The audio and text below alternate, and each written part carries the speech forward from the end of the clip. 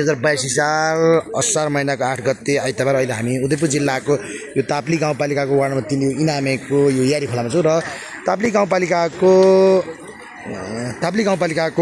कार्यपालिका सदस्य ताप्ली गाउँपालिका वार्ड नम्बर 3 इनामेबाट निर्वाचित जनप्रतिनिधि छविलाल जर्गा मगरको चाहिँ अहिले 46 वर्षको उमेरमा निधन भएको छ र त्यही शोक सभामा अहिले हामी र ताप्ली गाउँपालिकाले अहिले शोक सभा गर्छ। हामी यही बाइसमा छ।